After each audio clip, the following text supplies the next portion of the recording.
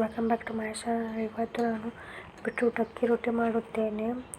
ಇದು ಉಳಿದಿರುವ salad, beetroot salad. ಇದಕ್ಕೆ ಕ್ಯಾರೆಟ್, ಬೀಟ್ರೂಟ್ ಮತ್ತು ಈರುಳ್ಳಿ, ಟೊಮೆಟೊ ಮತ್ತು ಉಪ್ಪು ಹಾಕಿದ್ರು. ಇದಕ್ಕೆ ಸ್ವಲ್ಪ ಖಾರ ಹಿಟ್ಟು ಹಾಕಿ ನಂತರ 1 ಕಪ್ಪಷ್ಟು ಅಕ್ಕಿ ಹಿಟ್ಟನ್ನು ಹಾಕುತ್ತಿದ್ದೇನೆ. ಇವೆಲ್ಲವನ್ನು ಚೆನ್ನಾಗಿ ಮಿಕ್ಸ್ ಮಾಡ್ಕೊಳ್ಬೇಕು.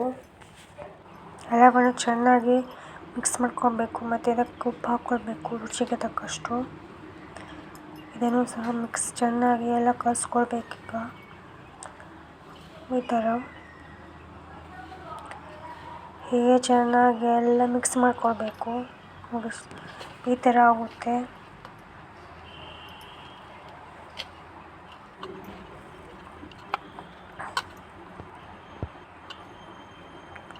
ಚೆನ್ನಾಗಿ ಮಿಕ್ಸ್ ಮಾಡ್ಕೊಳ್ಬೇಕು ನೋಡಿ ಫ್ರೆಂಡ್ಸ್.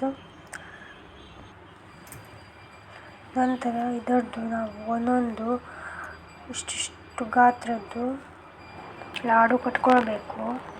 ನಂತರ ಒಂದು ಪ್ಲಾಸ್ಟಿಕ್ ಪೇಪರ್ ತಗೊಂಡು ಅದರ ಮೇಲೆ ಎಣ್ಣೆಯನ್ನು ಹಚ್ಕೊಳ್ಬೇಕು. ಈ ಥರ ಚೆನ್ನಾಗಿ ಎಣ್ಣೆ ಹಚ್ಚಿ ನಂತರ ನಾವು ಮಾಡಿಟ್ಟ ಹಿಟ್ಟನ್ನು ಹಾಕಿ ಚೆನ್ನಾಗಿ ರೊಟ್ಟಿ ಆಕಾರ ಬರುವವರೆಗೂ ನಾವು ಇದನ್ನು ಈ ಥರ ತಟ್ಟಬೇಕು. ಈ ಥರ ಮಾಡ್ಕೊಳ್ಬೇಕು.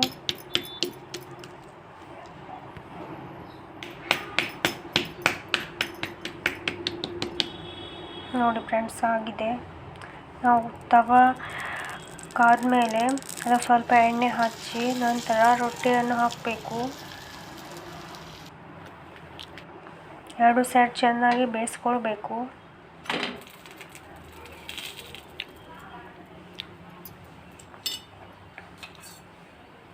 ಇದು ಸ್ವಲ್ಪ ಎಣ್ಣೆ ಹಚ್ಕೊಳ್ಬೇಕು.